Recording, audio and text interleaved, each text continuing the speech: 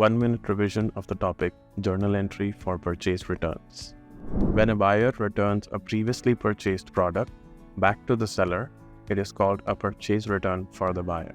The reason for return may be defects, damages, bad quality, incorrect items, and more. When a product is returned, the seller verifies the condition of the product and issues a credit note to the buyer.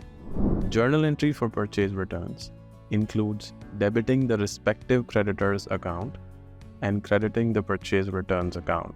Creditor's account debit to purchase returns account credit. The logic for this entry is debit the decrease in liability and credit the decrease in expense. Let us explain this with the help of an example. AMZ purchased goods from Unreal Clothes for $50,000.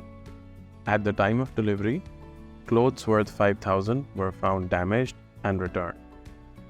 Post the journal entry for purchase returns in the books of AMZ. Unreal Clothes account debit $5,000 to purchase returns account credit $5,000.